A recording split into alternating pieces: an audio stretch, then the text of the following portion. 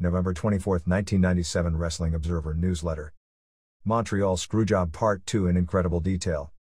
By Observer staff. Bret Hart's heel turn in March was Vince McMahon's idea, that McMahon sold Hart on as mentioned in the story. It was Hart's idea to remain a babyface in Canada and internationally while being an anti-American heel in the United States. However, it was Hart's idea all along to do a heel turn. November 24, 1997. After a week of both private and public comments in the aftermath of the double-cross finish in the Shawn Michaels vs. Bret Hart match at Survivor Series and Hart's subsequent leaving the WWF about 1 month earlier than originally planned, the basic gist of the story was covered here last week. But any more discussion of the decision-making processes involved by Hart and McMahon as it related to the double-cross finish, there are a number of points both relating to this story and how it was presented in last week's issue, and to the historical nature of last week's piece that need to be clarified and discussed. Bret Hart's heel turn in March was Vince McMahon's idea, that McMahon sold Hart on as mentioned in the story. It was Hart's idea to remain a babyface in Canada and internationally while being an anti-American heel in the United States. However, it was Hart's idea all along to do a heel turn. In the original plan formulated by McMahon and Hart in July 1996, when McMahon flew to Calgary to woo Hart, who was sitting out and attempting to break into acting, was for Hart to beat Michaels in a babyface match and win the title at the 1997 WrestleMania, and then make a slow heel turn. As that was going on, they'd avoid a third match for a long time until the heel turn was complete, making Michaels that much stronger of a babyface. At that point the agreement was that Hart would put Michaels over in the third meeting. That scenario changed when McMahon decided to take the title from Michaels to Sid, make Sid vs. Undertaker for the title the WrestleMania main event, and then make Hart vs. Michaels as the semifinal. Seeing that he would have to do 2 major jobs in a row, Michaels showed up the night he was supposed to drop the title to Sid, claimed he had a career-ending knee injury, and later that night on television handed the belt back. The decision by McMahon to pave the way for Hart to leave, largely stemming from Hart's huge salary and his refusal to renegotiate the terms, started the natural rumors about what the actual financial condition of Titan Sports is and why McMahon, in the middle of a wrestling war with only 4 true superstars, one of whom was mentally unstable, and another of whom physical future was questionable, would want to hand one of the remaining 2 to his opposition. Stories have come out in regard to Titan Sports wanting to make its bottom line look better for the company to go public, or to sell a percentage of the company to outsiders, thus infusing new money into the company, while the McMahon family would retain the majority interest. Having in the best week talked with 4 different high-level executives in the company, all claim there is nothing to either scenario, nor has there been any discussions at any time of either scenario. The idea that Hart's salary was dumped as a way to open the door for a return of Hulk Hogan was discounted as a theory worthy of Oliver Stone. McMahon, in a controlled internet discussion after the November 17 Raw, responded to a similar question saying, "Yes, one day the WWF might go public, but there are no current plans for that to happen. From all accounts, the WWF has been operating deeply in the red for most of the past 4 years." According to one source, at the time McMahon offered Hart the huge contract last year, the company was losing about $135,000 per week. Theoretically, if a piece of talent in any sports or entertainment business such as this isn't worth the price he is asking, you don't pay him that price, and if someone else will, you let them. McMahon offered Hart the 20-year deal at about $30,000 per week for the first 3 years as an active wrestler. Since his company was losing so much money, one would think he, when making the deal, felt that Hart was worth more to his company than what he was offering to pay him at the time he made the offer to him.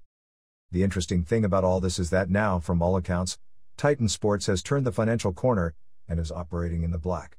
In other words, during the same time period that McMahon brought Hart back and was paying him the huge money, and the period he told him he was going to breach his contract because he felt he wasn't worth the money, Titan's financial situation had greatly improved, not gotten worse. One could argue that as proof Hart was worth more than what he was being paid, although that isn't necessarily the case. The biggest reason for the financial turnaround was from increasing the price of the In Your House pay-per-view shows from $19.95 to $29.95 while maintaining, and in some cases even increasing, the number of buys, which over the course of a full year would add between $5 million and $6 million to company revenue, or almost by itself, wiping out that huge weekly deficit incurred throughout most of 1996. This is not a judgment on Hart's value to the company financially, just a factual statement that from all accounts, the company could afford his salary today a whole lot more than it could at the time it made the deal in the first place. In examining whether Hart was worth the money, there are many ways to look at it. Based on the salary structure at Titan Sports right now, the answer would be no. Did Hart generate twice the revenue of Austin, Undertaker and Michaels? Probably not. Based on our new phrase for the week, time-honored traditions of the business, he was greatly underpaid. If you figure Titan Sports will gross $80 million this year, that's a rough estimate. Well, in the old days of NWA champions, the champions cut was 8% of the gross, which would mean by traditions of the business Hart would be worth $6.4 million. If you go by McMahon's father's standards with Bruno Sammartino earned 6% of the gross at house shows with the exception of Madison Square Garden, where he was to earn 5%. In the great traditions of the business, Sammartino never actually was paid nearly that much and ended up in court over being screwed on money, and McMahon Jr. settled out of court with him, but that's another story that will be repeated in the future as well. But even at 5%, that's still $4 million per year.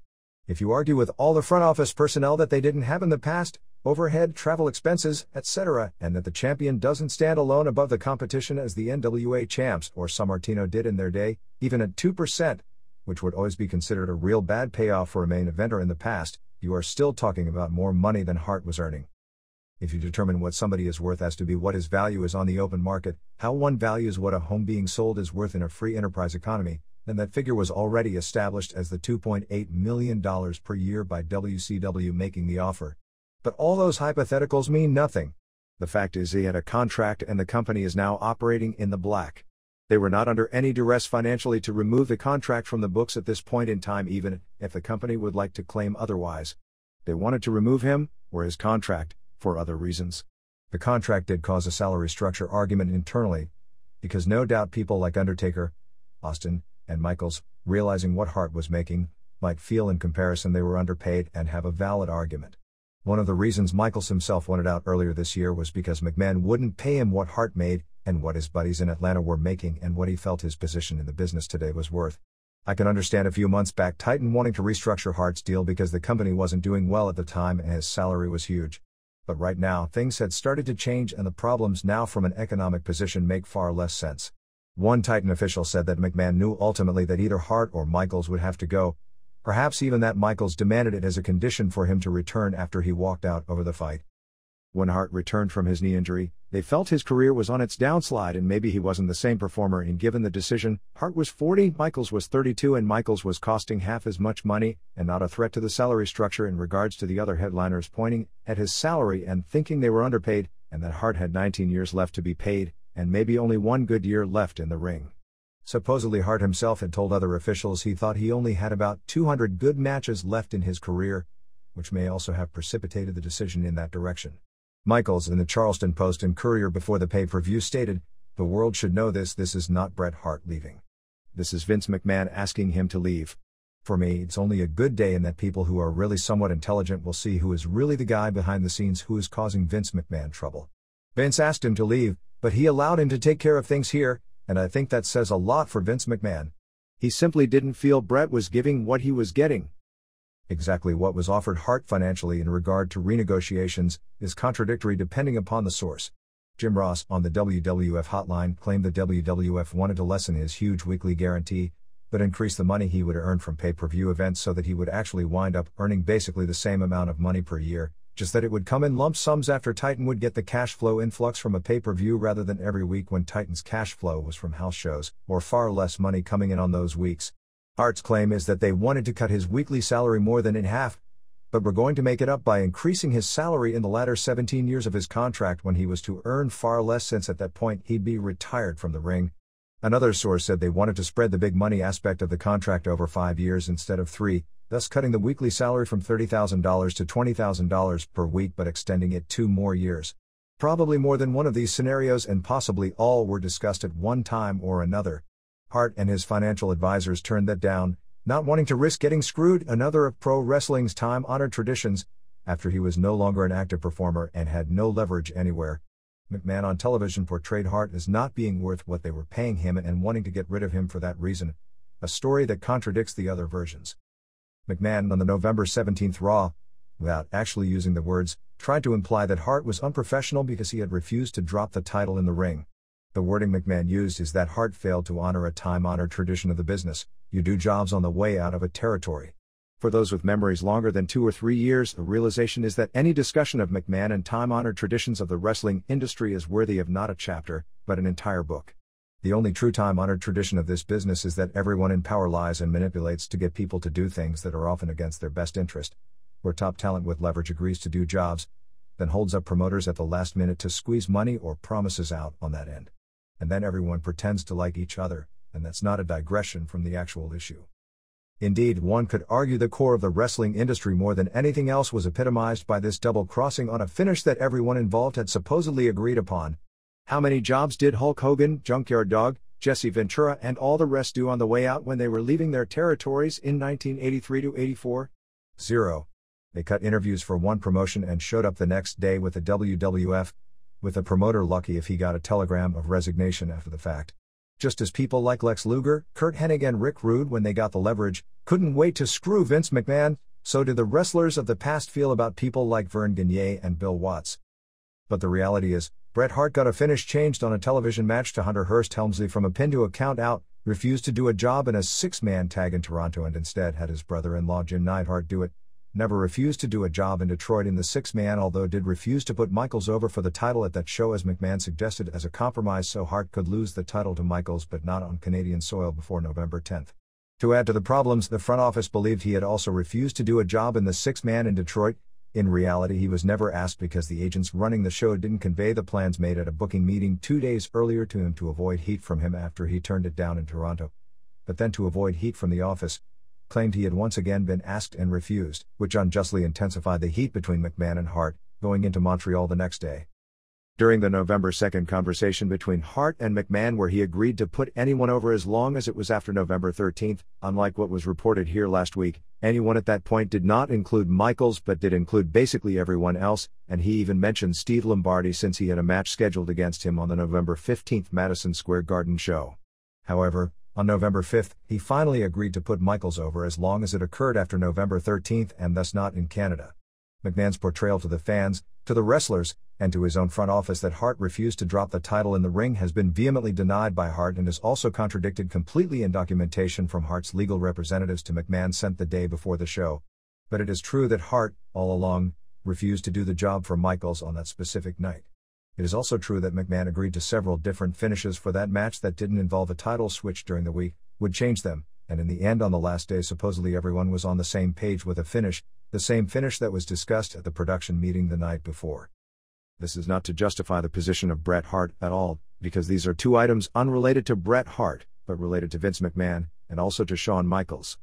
If McMahon felt dropping the title in the ring was of such importance to the future of his company, why was the decision made to go to Michaels?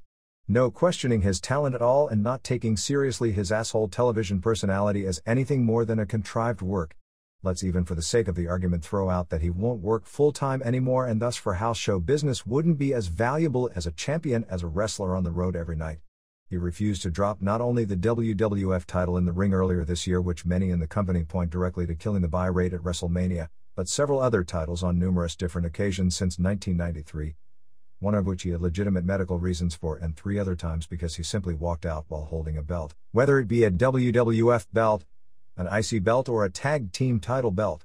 He also had refused to do any jobs for anyone in the territory on numerous occasions, including to Davey Boy Smith in Birmingham, England. How was Michaels' behavior, which certainly was not a romantic time-honored tradition of the business, handled? By changing the finish in England and giving him the title to avoid a conflict. And a few weeks after that, by making the decision to give the WWF title belt to him once again. In 1993, when Hulk Hogan was WWF champion, McMahon wanted him to drop the belt to Bret Hart. Hogan, with the big guy mentality from the 80s, refused to lose to little Bret, basically handpicked Big Yokozuna to drop the belt to and quit the promotion over it, which for the most part created the heat with Hogan and McMahon and also for years between Hogan and Hart. Both Hogan and Hart have made statements in recent weeks about looking forward to working with one another, despite their heat from the past. WCW's plan at present is for Hart's first major match to likely be against Ric Flair, setting the stage for possible matches against Hogan or Sting. It appears the tension between McMahon and Hart grew a lot worse in the week leading to the event for a number of reasons. When the word got out, Hart was positioning his leaving as having something to do with the direction the WWF was going. While he was unhappy with the direction and with Shawn Michaels, neither was the prime reason for his decision. McMahon and others in the office were unhappy about that, and Ross on the 900 line said that to say the perspective, since nobody was willing to publicly admit to the departure until after the show, departure was due to anything but financial reasons was ludicrous. Since Hart was leaving, the decision was made before the weekend shows in Toronto and Detroit that he should do the job for Austin in the six-mans, since it wasn't for the title, that Austin was one of their top wrestlers and that Austin had put Hart over at WrestleMania and Hart had never given one back clean. Hart refused in Toronto, for reasons outlined last week. He was never asked in Detroit, and the agents told the office he had turned it down again, putting more heat into the fire.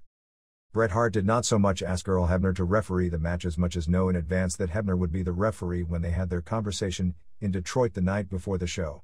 Referees for the main event on pay-per-view are assigned based on who the company considers to be their top official, and Hebner has been the referee in the main event virtually every show.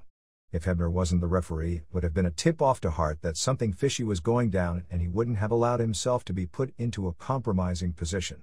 Hart was aware of the possibility of a double cross the night before, but when Hebner swore he'd quit first, somewhat relaxed his guard in regard to allowing compromising spots in the match. Officially, the referee assignments were made at the production meeting that was going on in Montreal at the same time Hart and Hebner were in Detroit, and as expected, Hebner was given the assignment for the title match. It has been insinuated here and portrayed elsewhere that the double cross decision came at a meeting at the Montreal Marriott the night before the show. Such a meeting did take place as it does on Saturdays before every pay-per-view show or Sundays before every Monday through Tuesday set of tapings. McMahon, Jim Ross, Jim Cornette, Pat Patterson and Michaels were all at the meeting, as were several others including Bruce Pritchard, Sergeant Slaughter and production people. The finish of the match and future scenarios in regard to the title belt were discussed at the meeting. What was discussed was not a double cross on Hart. The scenario discussed at the meeting and fine-tuned was the scenario McMahon, Hart and Michaels had all theoretically agreed upon. In Montreal, the finish would be that Hart would have the sharpshooter on Michaels when Rick Rude, Chyna and Hunter Hearst Helmsley would hit the ring. Rude would never get into the ring, but his briefcase would be thrown into the ring. Hart would win on a DQ for the outside interference. They were trying to create an ending for one big pop at the end by the fans in Montreal, since the outside interference DQ would be a weak-grown finish for such a highly anticipated pay-per-view match.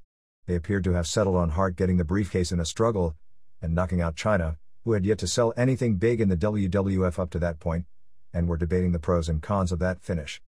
The next night on Raw, Jim Ross would interview Hart and point blank ask him the question about him leaving, using the Canadian newspaper clippings on the screen, and Hart would reluctantly, or maybe not reluctantly, admit that he was going to WCW. Hart would say that he was going to remain in the WWF until the end of the month and work his final shows in the various arenas, and his final match would be the December 7th pay-per-view show in Springfield. They would push that fact as a way to build up a big buy rate for the traditionally weak December pay-per-view show. Hart would say on his interview that he would defend the title against anyone in Springfield and wanted to leave the WWF with his head up and still the champion, since he would be doing the interview in Ottawa where he was the top babyface. At that point, Slaughter would announce the Final Four match, with Hart, Undertaker, Ken Shamrock and Michaels, and Hart would react as if double-crossed by the Americans again and put in a situation where he didn't have to lose the fall to not retain the title. I've heard two versions of what was discussed as rules of this match. One, that it would be the first pinfall scenario in that the man who scored the first pin would become the champion.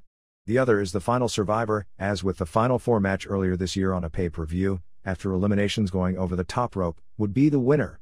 In either case, the basic gist would be that either Undertaker or Shamrock would put Michaels over in the end. This was a scenario created by the WWF, discussed and agreed upon at a meeting that Hart wasn't involved in, to give Hart an out in the storyline world to say that the WWF in his final match put 3 guys, instead of 1, in the ring against him, and that he actually was never beaten by Michaels since the two had their personal issue with one another. Part of the reason it was booked like this is because as of December 1st, Hart was under contract to WCW.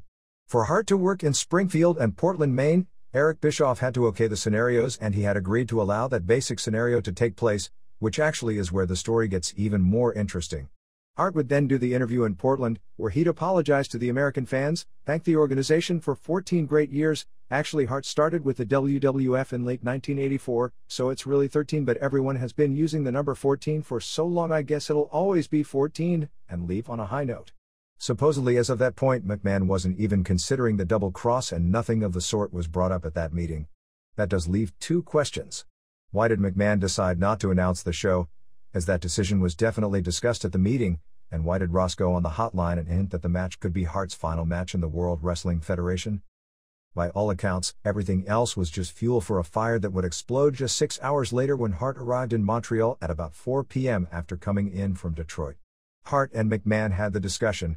Where Saturday's scenario fell apart was in that discussion. Supposedly McMahon suggested he had another change in plans, and that he wanted Hart to lose the title to Michaels in a singles match instead of a Final Four match in Springfield. Hart supposedly balked, because that wasn't the scenario he had sold Bischoff on, which is where Hart brought up the scenario of just handing the belt back to McMahon in Ottawa that according to Hart McMahon at the time agreed to, but later McMahon portrayed to the wrestlers 2 days later as that being Hart's demand and not suggestion. Hart was still going to finish out his contract by working all the house shows through the end of the month. This could be confirmed because he had people contact friends in various cities to meet him after matches for the remainder of the month for his final hurrah in the promotion. Hart at this point said he was still amenable to dropping the title to anyone after November 13th, including Michaels. Supposedly Hart didn't turn down McMahon's proposal, only say he'd have to get Bischoff's permission since he'd be under contract to Bischoff at that point. Clearly you can see the position McMahon felt he had been put in with the idea that his most hated enemy actually could have decision-making power over his championship belt, and this may be what caused the decision, perhaps an overreaction to that fact. But at the same time, all these time frames were created and known by McMahon, and in hindsight, he should have gotten the belt off Hart long before telling him they wanted to cut his contract, let alone before asking him to negotiate with WCW. As it was, they were suggesting to restructure his contract informally at least, even before putting the belt on him in the first place at SummerSlam. No doubt with visions of Medusa throwing the title belt in the garbage can at Nitro, this is where those close to McMahon claim he later said, where he came up with the double cross idea. Only 2 people were involved in this, ultimately, the most important of all the conversations that supposedly led to the ultimate finish. McMahon portrayed it to his staff and later to the wrestlers that Hart told him this would be his final match with the company, that he wouldn't drop the title, and that he wanted to hand McMahon the title the next night on Raw, and McMahon felt this was his last chance to get his title back. The only thing I asked for, and after 14 years, I thought it was a fair request, is that they didn't beat me in Canada. Hart said he turned down the request to put Michaels over for the title in an unannounced match in Detroit the night before the pay-per-view because it would defeat the whole purpose of what the match had been built up for if he showed up for that match without the belt. He knew full well I'd be happy to drop the belt at the Garden. I even suggested to him taping the show at MSG and airing the match, as a special event, on Monday and show everyone the title change. Vince shot that down because it would cost too much to film there. Madison Square Garden charges around $40,000 for rights if a television event is filmed there. I really told Vince I'd even put over Lombardi. It was a problem between Sunday and Wednesday in putting Sean over, but as long as I could get out of Canada, I'd put Sean over anywhere he wanted. McMahon told his staff after the fact that he did it because he couldn't allow the WWF champion to show up the next night on Nitro, the Medusa Vision, even though it is exceedingly difficult to believe this would actually happen, or be announced on Nitro, as coming to WCW. However, the WWF was at the meeting the night before planning on using that very information as a way to build its December pay-per-view show. He gave Brett a lot of options, all of which Brett turned down, said one of the members of the Inner Circle. Brett said he wouldn't do it, the job. Vince said his back was against the wall. Vince wasn't happy with the decision he had to make and takes full responsibility for the decision. It was Vince's decision. Nobody else had input. It was to protect the business from his standpoint. He had to protect his title. Brett wouldn't do business, the job. We were told by McMahon he was going to show up in Memphis, at Nitro on November 10th, the day after Survivors, with the belt. Vince claimed Brett didn't want to make the December pay-per-view. Brett took away every opportunity to get the belt back. The only people who really know the whole story are Brett and Vince.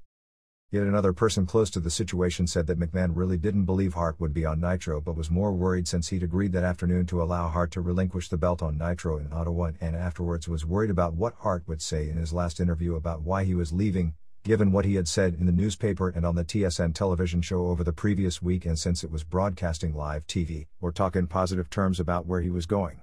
McMahon could call for a commercial in the middle of the interview, but that also would make the company look like they were hiding something and the word of what he said would get out everywhere anyway. Vince was desperate because he didn't want Brett to put over WCW on his television. He also supposedly told the staff that Hart never offered to lose the belt in Madison Square Garden or anywhere else, and that Montreal would be his last chance to get it back. The Medusa story is another that wrestling history seems to have distorted. The prevailing view appears to be that Bischoff offered Medusa big money to walk out on the WWF, show up with the belt, and drop it in the garbage. The actual story is that McMahon fired Medusa without having her drop the belt 5 days earlier. Bischoff, who clearly loves nothing more than rubbing McMahon's face in it at every chance possible, saw his opportunity, and the end result was the end result.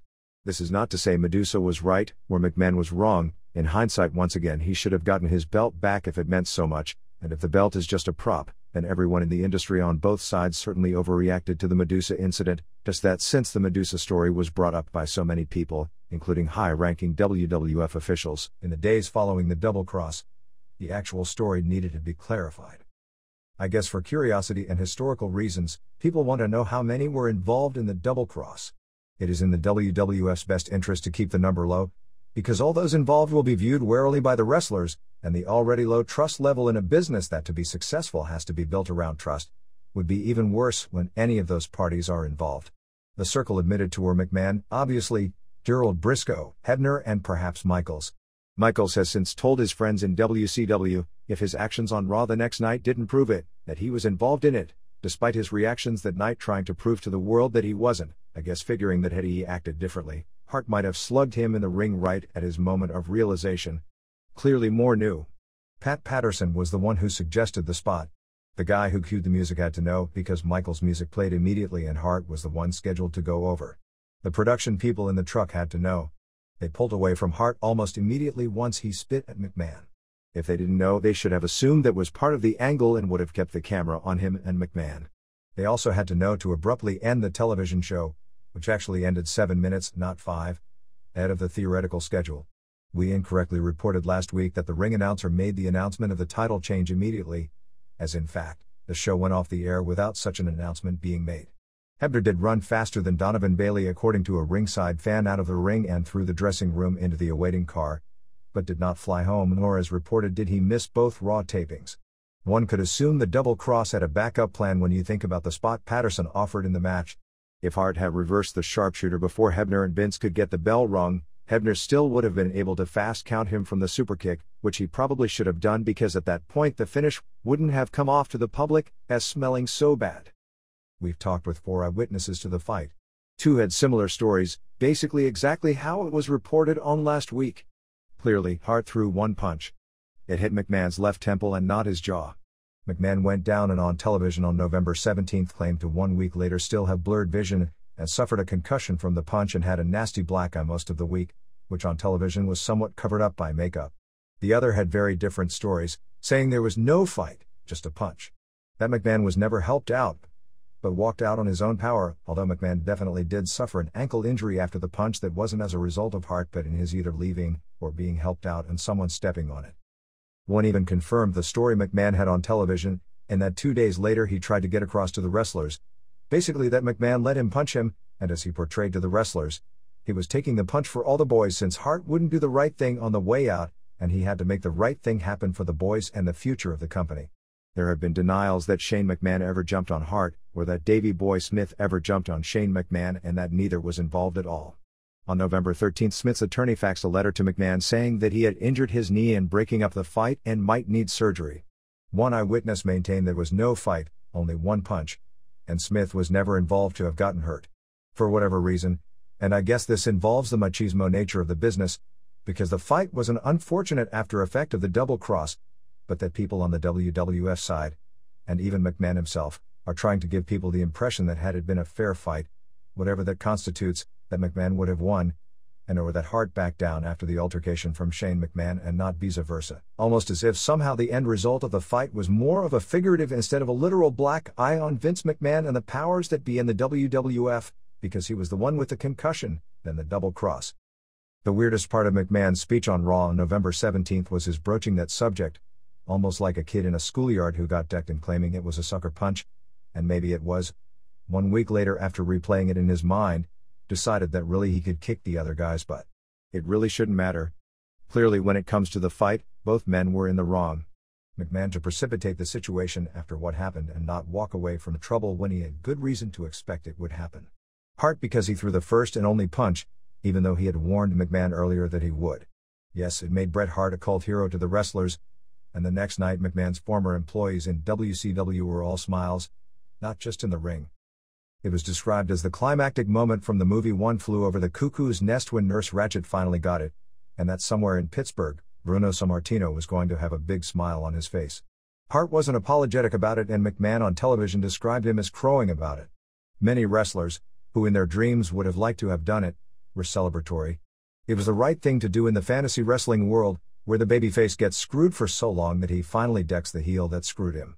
But the cameras were off and this was the real world, and the real world doesn't operate that way. With all the pressures and paranoia on both sides, a lot of it justified, one could see how things ended up as they did, but you are talking about a 40-year-old and a 52-year-old, both of whom are very intelligent, albeit very stubborn, and everything up to that point was business. Bad business to be sure, but business. The end result was two 9-year-olds, and the one who got the black eye going on television and crying about it. It was so weird to see McMahon, on television, try and get over the idea that if they were to fight again, that even though he's 52 years old, the result might be different.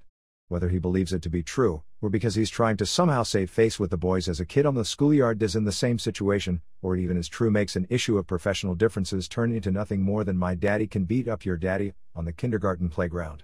To the millions of wrestling fans watching, what does it say for the business McMahon was so intent on protecting when the television announcer and company owner says publicly that he thinks he could kick butt on the supposed 5-time champion of the world? Earlier in the week, many in the company were thinking McMahon wouldn't say anything that negative about Hart, and certainly not from that perspective, because they knew it would come off badly.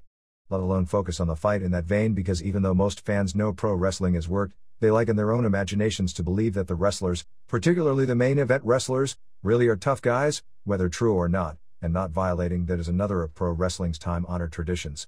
Why, in Syracuse, New York a few years back, when Michaels was beaten up or whatever actually happened, that the WWF tried to put the word out it was by 8 or 9 people, rather than by one person who had 3 friends within him who were largely run off the scene by Davey Boy Smith. Anyway, on November 17th, Ross, on the 900 line, said that Smith injured his knee in breaking up the altercation after the show in Montreal. As far as the tapings themselves and the supposed boycott, we were contacted throughout November 10th as to what was going on. Nearly all the wrestlers didn't feel like going to television in Ottawa. Upper management was literally on the phone all night long after the show trying to pacify an upset crew of wrestlers who felt that they had all been double-crossed. Many wrestlers talked of quitting the promotion. According to Hart, 8 wrestlers called his room the morning of the show and he told all of them not to breach their contracts and to do what was best for their families and to attend the show. One of those who called was Rick Rude. As it was, only Owen Hart, Smith and Mick Foley flew home rather than work the TV in Ottawa. Neidhart was there, although he didn't work since his appearing would call too much attention to the fact the other members of the Hart Foundation weren't there and would likely get the Canadian crowd more up in arms on a live television shoot. Foley, after one day, flew back and worked in the second night in Cornwall. Clearly, Hart and Smith were furious about what happened and for family reasons were wanting to leave the promotion. McMahon had made it clear that he isn't going to let either out of their respective contracts, which in both cases have a little less than 4 years left. Reports that one or both had an out clause in their contracts similar to Bret were untrue, as Bret, due to his negotiating leverage at the time he worked out the deal, was the only Titan wrestler under contract who had such a provision. Smith hasn't returned, with his only communication to Titan being the fax that his lawyer sent about his knee injury. Owen Hart was talked into working on November 12 in Barrie, ONT en route to a meeting in Connecticut the next day with McMahon.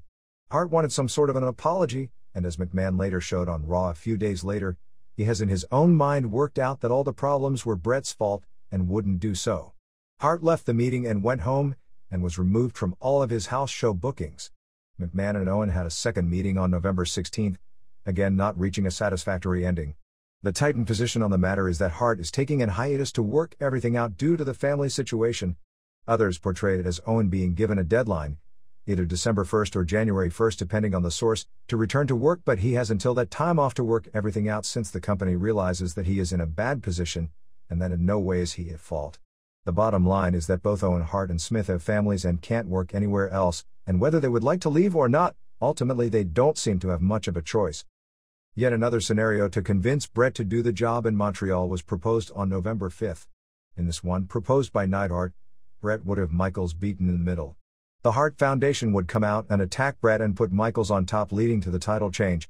This was proposed to Bret as a way to put a lot of heel heat on his family after he left, to where he didn't lose clean, and his family could explain it on television as being mad at Bret for deserting them and going to the other promotion.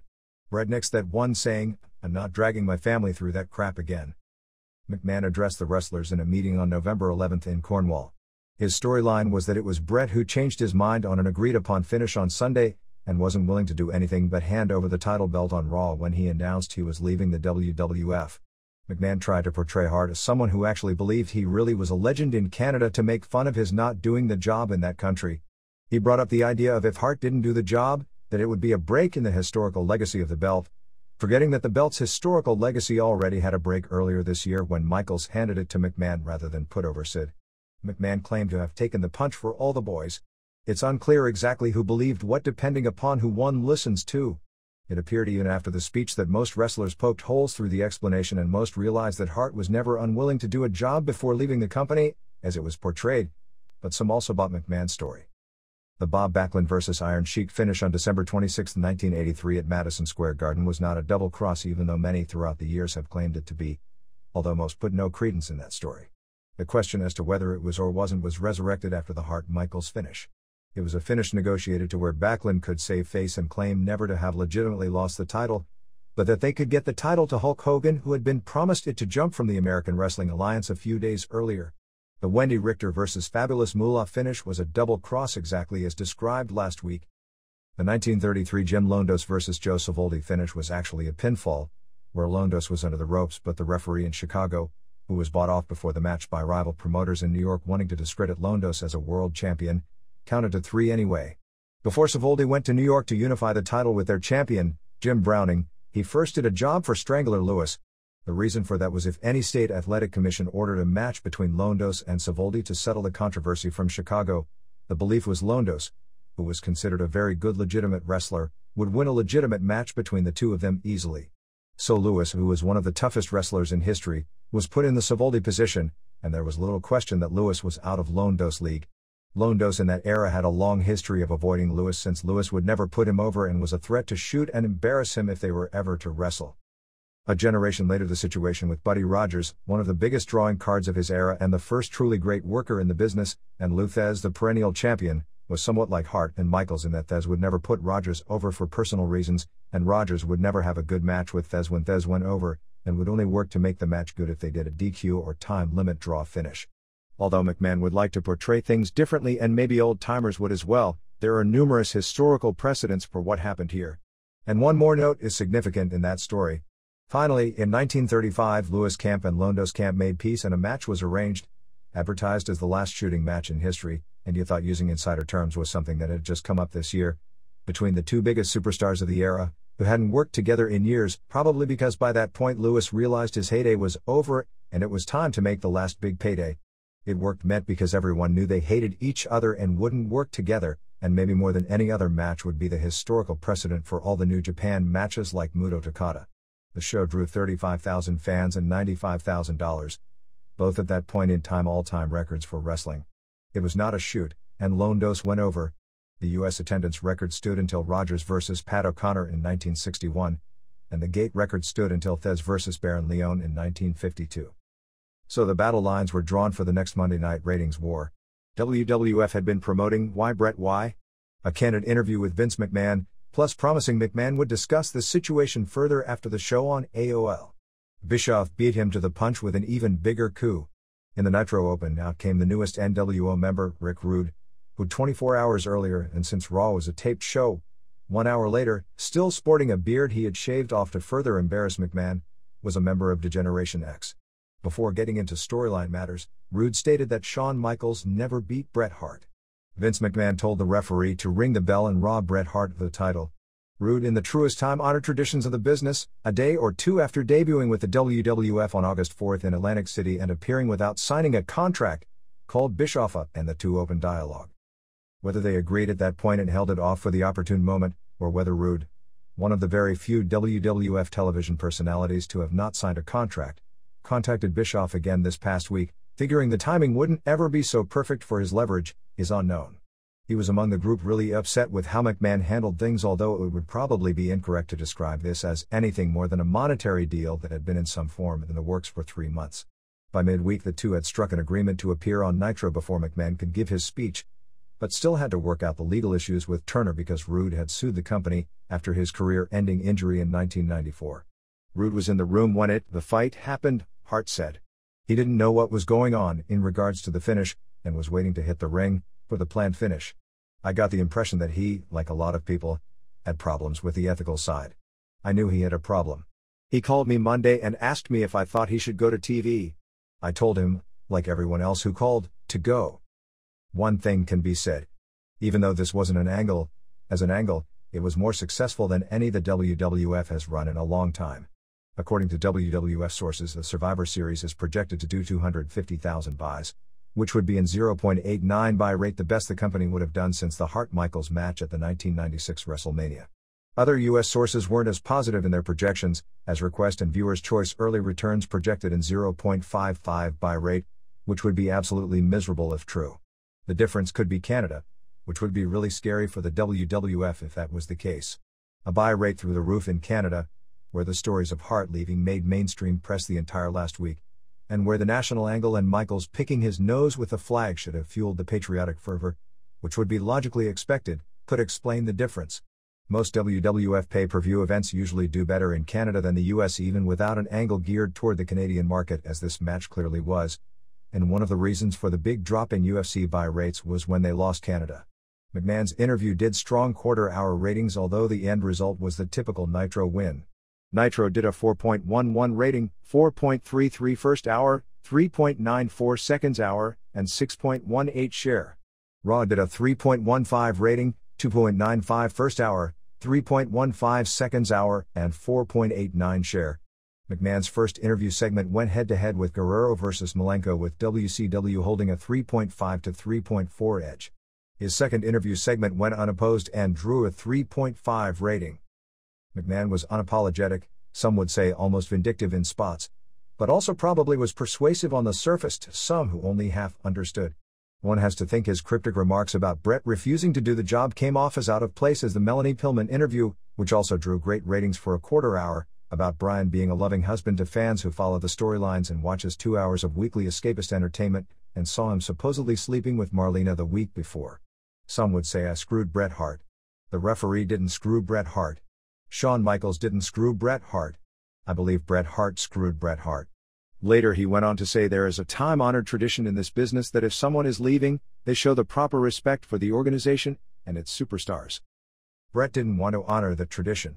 McMahon explained that Hart's leaving was a joint decision between the two of them, and said together they put together an idea to orchestrate the opportunity for Turner to steal Bret.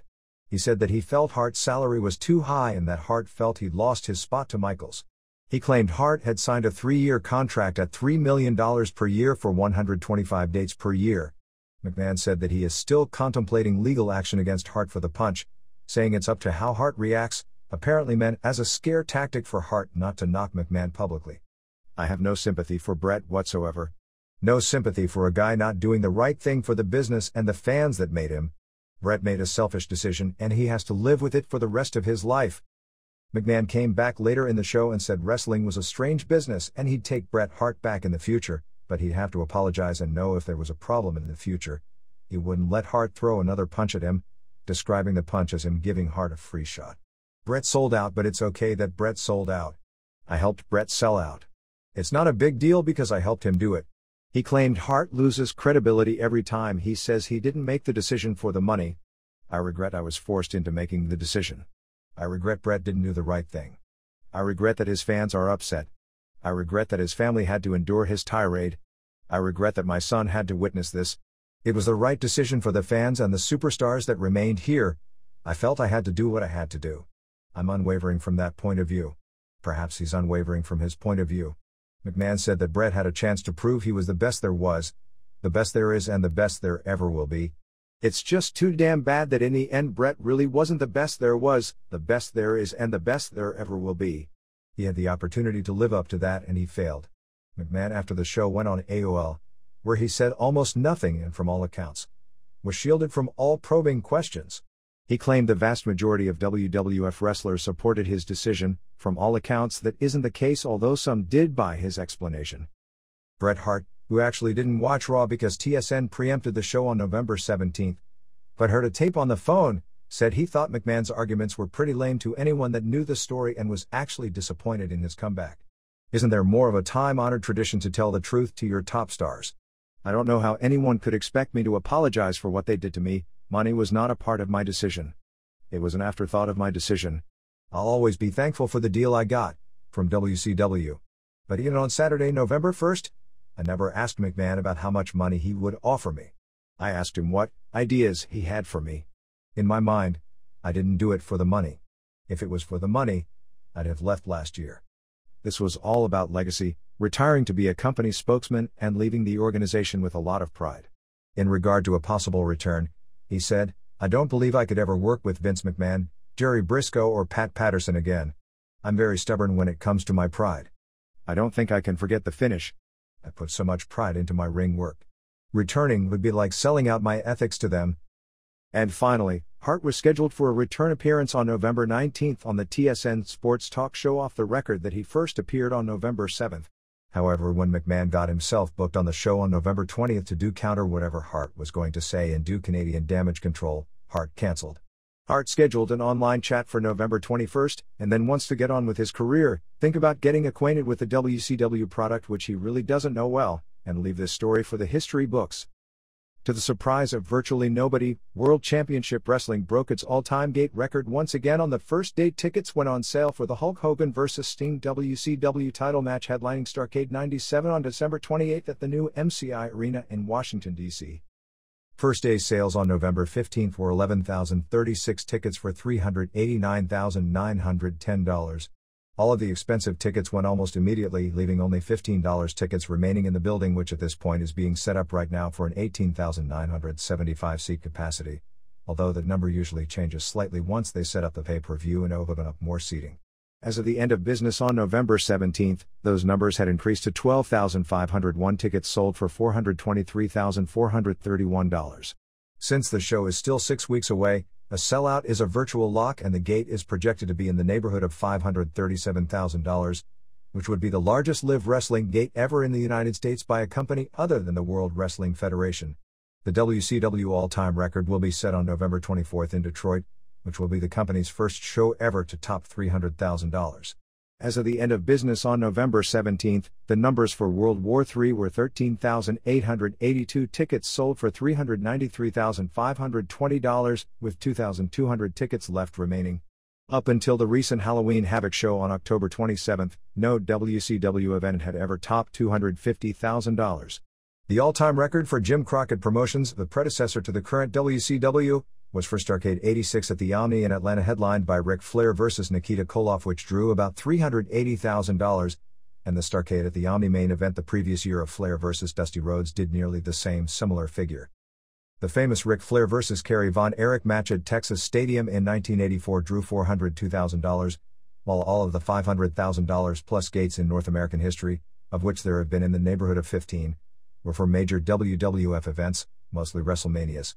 While the WWF has definitely sold more than 11,000 tickets on the first day for a few major events in the past, the record is believed to be 22,000 tickets on the first day for the 1990 WrestleMania match headlined by Hulk Hogan vs. Ultimate Warrior. The first day gate figure is certainly among the 2 or 3 biggest in North American history. For World Pro Wrestling history, the SummerSlam on August 29, 1992 at Wembley Stadium in London sold more than 55,000 tickets, perhaps far more than 55,000 tickets, as there have been claims as high as 80,000, although tickets actually were on sale for months after the big first day, and the live estimate was a crowd in the 75,000 range. The first day, which is believed to be the all-time record. The biggest Tokyo Dome shows, the 1989 UWF Akira Maeda vs. Willie Wilhelm and New Japan's 1995 Keiji Muto vs. Nobuhiko Takada matches, that have sold in the 30,000 to 40,000 range of tickets on the first day, all of which would be first-day sales in the several million-dollar range. The November 9 K1 event at the Tokyo Dome sold out all 54,500 tickets. The first-hour tickets were on sale for a gate that probably topped $5 million. The promotional war when it comes for the top spot in Valley Tudo between Semaphore Entertainment Group's Ultimate Fighting Championships and KRS Pride Promotion came to the fore this week due to both groups running major shows in upcoming months at the Yokohama Arena. Pride debuted with a show on October 11 at the Tokyo Dome that drew in excess of 35,000 fans with a decent amount of papering, easily the largest crowd in the modern history of Valley Tudo, apparently in the heyday of Hélio Gracie in Brazil in the 50s. He once fought before 80,000 fans, headlined by Rickson Gracie vs Nobuhiko Takada. Before that show, the promoters had a meeting in New York with Semaphore Entertainment Group about working together in the same basic sport framework, and shortly after the meeting signed both Gary Goodridge and, more importantly, Dan Severn to appear on It's Just show 6 days before both were slated to appear on Semaphore Entertainment Group's Ultimate Fighting pay-per-view event in the United States. Goodridge is believed to have been offered $20,000 for a match with Oleg Toktarov, and Severn was offered $40,000 for a match with Chemo. Both figures were considerably higher than Semaphore Entertainment Group had offered either fighter. The rest of that is history, as Severn was injured in the Pride 1 match against Chemo, and Semaphore Entertainment Group's planned main event of Murray Smith vs Severn fell apart ultimately just 3 days before the show. However, the business rivalry has reached another stage, with Semaphore Entertainment Group running Yokohama Arena for its pay-per-view show on December 21st, while the Pride 2 event will take place at the same arena on January 18th.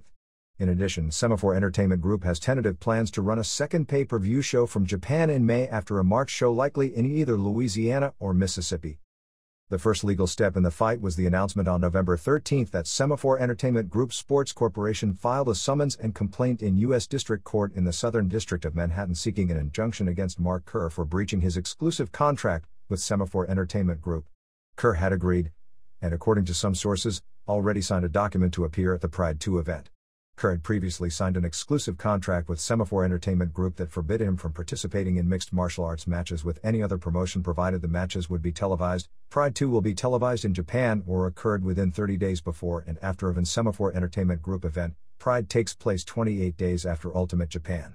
Semaphore Entertainment Group had already announced Kerr, a world-class wrestler who is generally considered one of the top 5 NHB fighters in the world with a 7-0 record including 2 UFC tournament victories, as appearing on its Japan show, with Goodridge as his most likely opponent in a singles match. Kerr had already pulled out of what was scheduled to be his first Japanese fight on November 29 at the Valley Tudo Open in Tokyo for the Shudo promotion, apparently due to his Semaphore Entertainment Group contract or perhaps because Pride offered him a bonus for debuting in Japan on their event. This led to Shudo signing Tom Erickson for his Japanese debut on that event as a replacement, beating Pancrase, who had been negotiating with him, to the punch. Kerr had already left the United States for a press conference in Japan for the Pride show when the summons was filed, and was apparently unaware of the situation when asked about it at the Pride press conference on November 14. He was served over the weekend after returning from Japan. Kerr had been in negotiations for a singles match as the main event on the show against Royce Gracie, but at the press conference, it was instead announced that Gracie and Kerr would have singles matches against unnamed opponents. Also announced at the Pride press conference were that Marco Ruiz and Renzo Gracie would appear on the show, that there would be a rematch from the Pride 1 event with Bronco Siketic of K1 fame against Ralph White, and they strongly hinted of a match with Akira Shoji, who fought Renzo Gracie to the surprising draw at Pride 1, versus Juan Mott, who fought with the Mars organization, and has a 1-1 record.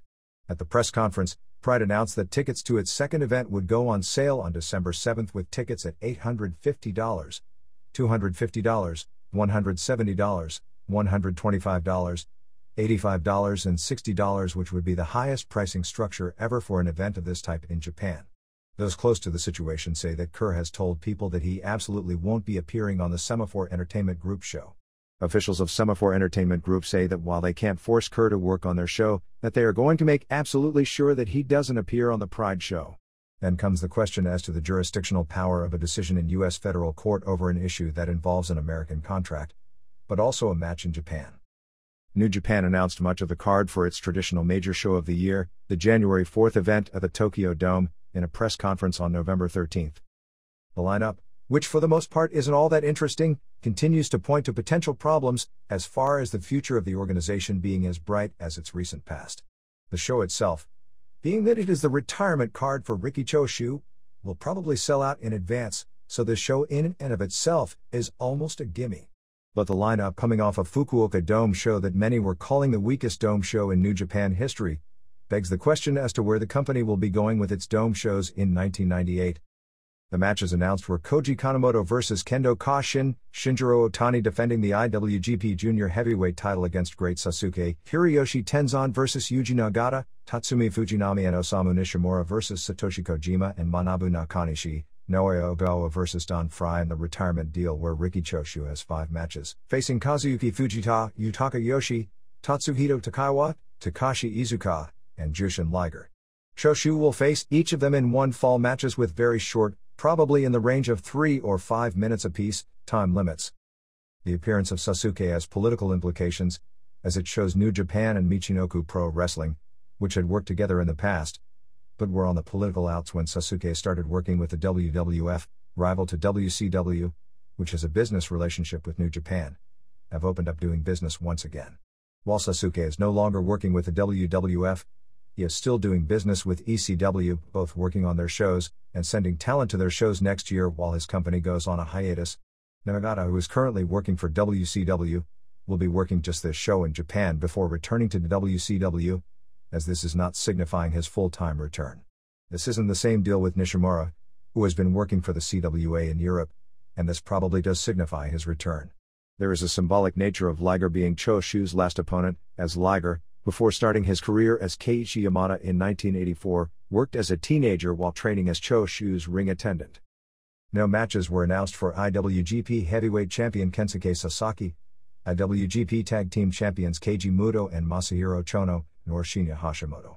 From what we understand, the current plan is for Sasaki vs. Muto for the title to be the main event, and since they did the same match last year at the Dome, as Power Warrior vs. Great Muta, with Sasaki going over, that Sasaki may return the favor in the title match this time. Hashimoto vs. Chono was scheduled originally as the main event for the first Nagoya Dome show in August, but it had to be cancelled when Chono suffered his ankle injury. From what we gather, it is more likely that they won't face each other, and rather that Chono might face Shiro Koshinaka or both would be part of a tag match with NWO vs. Heisei Ishgun, and that Hashimoto would be given another UFC/kickboxing type opponent for a mixed match. Japanese television rundown. October 25th rings, this was the first round of the Battle Dimension tournament. 1. Yoke Castile beat Lee Hasdell in 8:55 with a necklock submission. This was mainly a slapfest with some kicks. It kind of fell apart after 3 o'clock as both got tired. Neither showed much on the ground. 2. Illukain Mikhail upset Masayuki Naruse in 12:28 with a heel hold. It went back and forth with some submissions and rope breaks and a few knockdowns. Naruse's standing offense was good, but they were so loose in their holds on the ground that it didn't even look believable in a shoot context, although the crowd got into some of the near submissions. Even though these matches are mostly works, they should at least look believable. 3. Mitsuya Nagai beat Christopher Haseman in 9:18 with a heel hook. Haseman has turned into a really good undercard worker for this style, although he has no real headliner credibility with the fans. Nagai has been doing this for so long that he knows how to have good matches, so this was the best worked match on the show. 4. Dick Frey beat Bitsade Terriel in 6:07 with a choke. Terriel trimmed down to 297 and actually looked better than usual, but that isn't much praise. Most of the match had Terriel destroy Frey, who sold it really well, like he was about to be put down for the count and was exhausted. Frey did get a few great kicks in for knockdowns along the way before it went to the ground, and Frey immediately choked him out. A lot better than you'd think considering who was involved. 5. Tsuyoshi Kosaka beat Boris Jelyazokov after the 30:00 time limit expired via a 7-0 score. This was a surprise in that it was clearly a shoot, and a good one at that, in the midst of a work tournament. Since Kosaka is one of the bigger stars and theoretically would need to win for future marketable matches in the tournament, you'd think they would protect him in the first round. Apparently the belief was he'd be able to handle the first-timer without much in the way of risk, and to that degree Jelyazokov surprised everyone. While he didn't have the submission experience to beat Kosaka, and as the score indicates, it wasn't a close match, there was a dangerous situation because Kosaka's eye was busted open. Jelyazokov, a junior national champion wrestler from Bulgaria, showed a lot of promise because he was able to avoid a lot of submissions while using his wrestling to maintain the top position. Kosaka could never get the dominant position but was continually working for submissions from the bottom, but the few good ones he came close to getting were near the ropes. It got dangerous when Kosaka, who has a lot of scar tissue above the eye from previous matches, had his cut opened and was bleeding really bad from the eye, and they almost had to stop the match, and probably in another situation, where a tournament that is basically booked to need a certain result would be screwed up, would have stopped a match. This was a rare case where a shoot match was actually better than the worked matches on the show. 6. Akira Maeda beat Nikolai Zuev in 5:17 with a choke. It was virtually all mat work and was decent. Maeda still got a pretty big pop for winning. After the match he challenged Rickson Gracie to a match under rings rules, which to the mainstream was the biggest thing coming out of the card. It also in another sense kills the Pancrase grandstand angle of Yoshiki Takahashi challenging Maeda. Now that Maeda has brought up the subject publicly of wanting a match with Gracie, Nobody really cares about a challenge from Takahashi and he doesn't even have to publicly address the situation. 7. Fulton beat Andrei Kopylov in 10:52 with one of those Han-type moves where he ties the guy up like a pretzel and grabs a shoulder lock somewhat in there. This was below par for a Han match. Kopylov was out of shape and it actually made Han look bad to sell so much and give him so many near submissions when he was noticeably blown up to try and make the match exciting. In that sense, they didn't do a credible match because it didn't come across as believable, nor was Han able to make it exciting. 8. Kiyoshi Tamura beat Hansa Nyman in 10:34 with a headlock submission. This also wasn't at Tamura's usual level since Nyman really isn't much on the ground, and that's where Tamura excels. It wasn't even as good as their previous meet a few months back that Nyman won. As with the first match, it was hard to credibly do a standing fight with the 59-pound weight differential, although it was a lot better in that regard than it should have been, and Tamura ate several good kicks to get the match over. They didn't do a lot on the mat, and that's Tamura's forte. Actually, this helped Tamura more based on positioning, as it was his match, and not Maeda or Han's match, when none of the three had traditional main eventers as their opponents, that was put in the main event. October 26, All Japan, 1. Misawa retained the Triple Crown beating Kobashi in 32:55. This was another excellent match, although not at the level of their January match of the year and really no better than their Champion Carnival 30:00 draw match, even though they pulled out more stops and scripted what on paper should have been a better match. Both, particularly Misawa, seemed just a tad banged up, but even so they were doing a lot of dangerous spots. Misawa did the elbow suicida, a tope ending up with a flying elbow smash, and an elbow plancha, dive off the top rope to the floor landing with an elbow smash. Kobashi used a regular plancha off the top rope to the floor, which is no small feat for a 265-pounder. It was slow-paced, but built well as expected. Kobashi did two half Nelson German suplexes on Misawa, Tiger Suplex 85, dropping him on his head both times for near falls, the second one with Misawa barely getting his foot on the ropes. Kobashi came back with a power bomb and a moonsault for a near fall. Misawa hit his own Tiger Suplex 85 for a near fall. After Misawa kicked out of Kobashi's Lariat finisher and Kobashi out of Misawa's Tiger Driver finisher, Misawa hit the Tiger Driver 91 where he drops the opponent nearly on his head. This wasn't quite that dangerous but still on the neck and upper back, for the pin. 4.5 stars. November 9, All Japan, 1. Williams and Albright in lacrosse, now Wolf, beat Johnny Smith and Rex King and Bobby Duncombe Jr. in 13:31 when lacrosse pinned King after a splash off the top rope. It was a so-so match, kind of sloppy until Smith tagged in and really got the crowd going after a dropkick off the top rope and a nip-up, and later a German suplex for a near fall on Williams. Albright did his trademark suplexes on King near the finish as well. Finish was good. 2 1/4 stars, 2. Tao pinned Ace in 16:54 after a dynamic bomb, Liger bomb. At times the timing and offense by both men looked a bit off or awkward, but in a sense that is Tao's style to begin with. The build to the finish was excellent. At one point Tao DDT's Ace on the floor ending with a sickening thud. Ace did a dropkick off the top rope. Tao did a tope ending up as a headbutt. Tao did a choke slam off the ropes for a near fall. Ace came back with an Ace Crusher and a moonsault getting a near fall. Ace hit the Cobra Clutch suplex, but Tao rolled out of the ring to save himself from the pin, and when he was rolled back in, he kicked out of the pin. Tao used a German suplex, a dropkick and a high kick off the top rope. The big spot was Tao going for his choke slam, but Ace reversing it into his Ace Crusher. Tao came back with 2 choke slams before getting the pin. The intensity in working toward the finish was excellent and both guys pulled out more moves than usual. The only weakness is early in the match their moves were sloppy. 3 3/4 stars. Caught a tape of the Tijuana incident where the fans threw chairs at the October 29th show. After seeing it, the report here made it out to be more than it was. What happened was one fan, as they were doing the angle, got into the ring and threw a dropkick on Rey Mysterio and ran out of the building to a pretty big pop from the fans. The fans doused Conan Ray Jr. in company with cups as they took their attack on Sonata to be a heel turn, but it was no worse than a bad NWO debris throwing scene. There was a spot where a fan tried to hit Mysterio Sr. with a chair and he blocked the blow and grabbed the chair from him. Several minutes later, a fan threw a chair at the wrestlers and at that point a lot of chairs started being thrown. Conan and Mysterio Jr., seeing this, got out of there quickly and once they were gone a lot more chairs were thrown. News remains slow from here. Arena Mexico on November 14th was headlined by more matches in the Copa Victoria, with Apollo Dantes vs. Blue Panther vs. Violencia, Emilio Charles Jr. vs. Fantasma, Dr. Wagner Jr. vs. Atlantis, Lizmark vs. Universo 2000 vs Mr. Niebla and Black Warrior vs Tigre Blanco. The main event is a tag team with El Hijo del Santo and Bestia Salvaje vs Negro Casas and Felino. The show probably drew a little better than average since it would be Casas' first match back at Arena Mexico since losing the hair vs mask match to Santo in September. The original Mascara Sagrada is close to jumping from Azteca back to AAA, which shows just how strange this business is because he had more heat with Antonio Pena than anyone.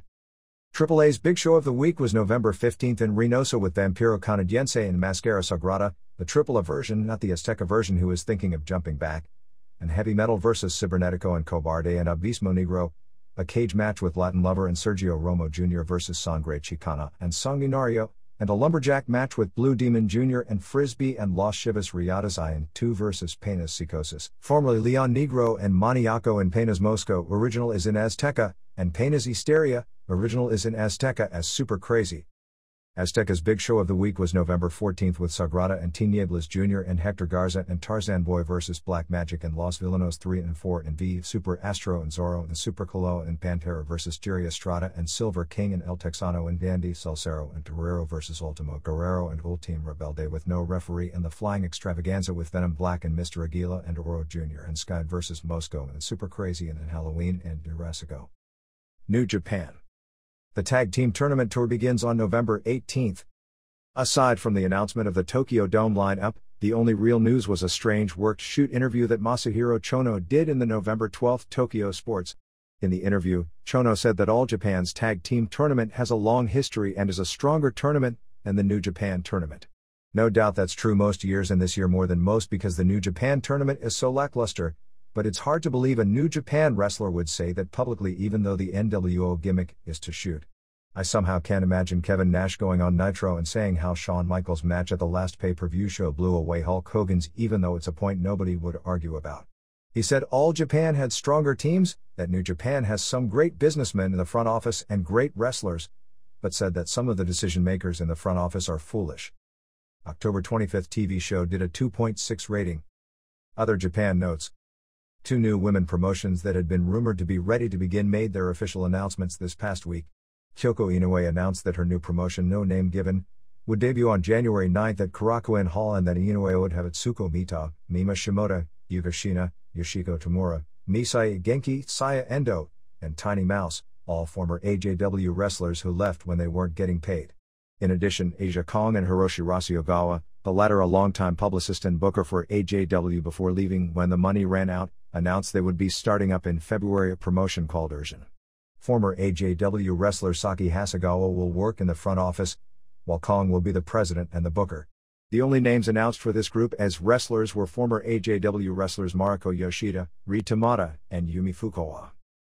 Got a tape of the K1 Grand Prix show. From what I gather from talking with people who have more inside connections to this group, is that most of my suspicions about the product are correct. Virtually all the one-punch knockout matches are works. The majority of the matches are shoots.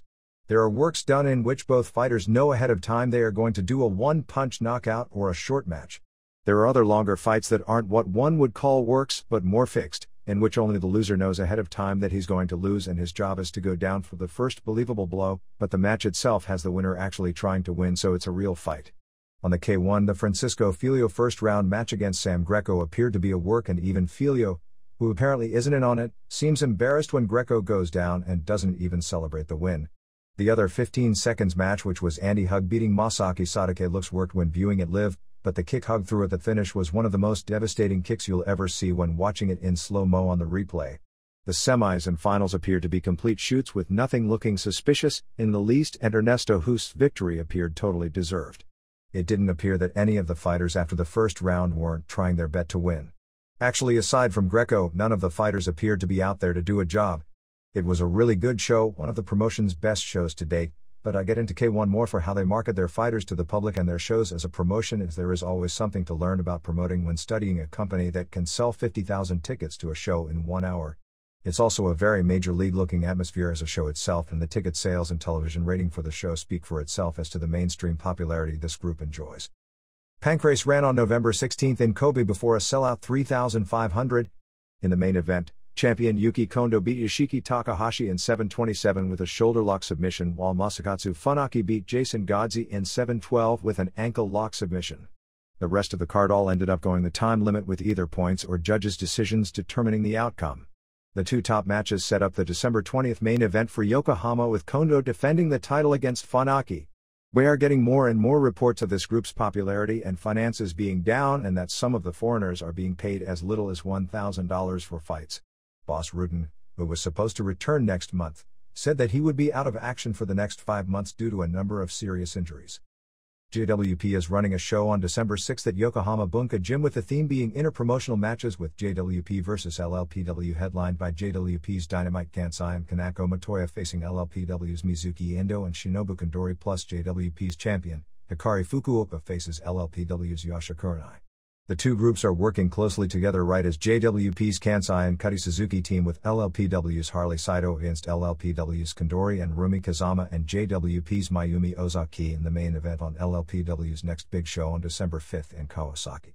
The interpromotional stuff already started, as the main event on November 16 at Korakuen Hall on the JWP show, which drew 1,500, was JWP vs LLPW, and the November 15 LLPW show in Yaizu at Fukuoka and Boyoshoy. JWP go to a 30-0 draw against Karo Midori and Mikiko Futagami. Patrick Smith of early UFC fame returned to Kingdom for the main event on November 15 in Hakodate, which drew only 1,150 as he beat Masahito Kakihara in what surely is a worked match. The Kingdom contracts that the foreigners get are pretty specific regarding finishes being agreed to ahead of time. The next former UFC fighters coming to Kingdom are Valid Ismail and Paul Herrera on the December 14 Korakuen Hall show.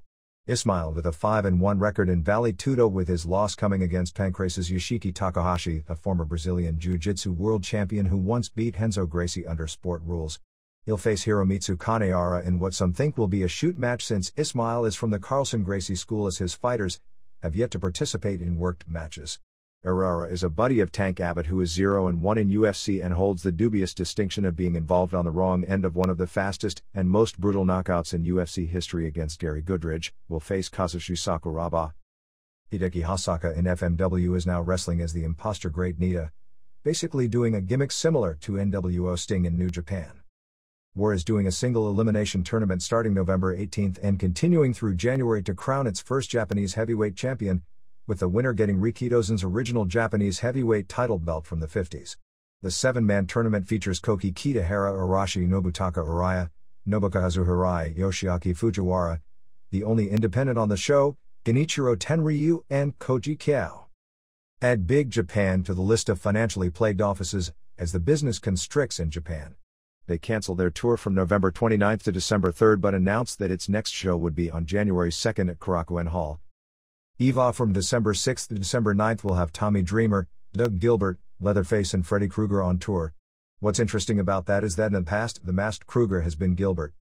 NHB. Yoji Anjo held his own press conference in Japan on November 13, announcing that he would be part of the UFC pay-per-view. Originally the thought was to match him as a safe first-round opponent for Tank Abbott, but the feeling I'm given is that they will try and match him against another Japanese wrestler and have them do a shoot match to help draw the live house. It is indefinite whether that match, which would probably be promoted in Japan as a semi-main event, would even air on the pay-per-view in the United States. Poise Gracie on Vitor Belfort: he did too much steroids. Steroids will do real good for you in a fight for a real short amount of time, but you saw what happens after a couple minutes, you get tired and lose. Poise also ripped Vitor's trainer, Carlson Gracie, who is Royce's uncle, but there is something of a family feud between Carlson and his father Elio over who was actually the best fighter in the 50s. He said that anyone with enough money could get a Carlson Gracie black belt.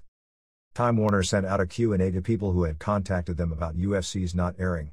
Their position is that since UFC has been banned in 5 of the major states that they do business in, they don't believe it is appropriate to carry the show.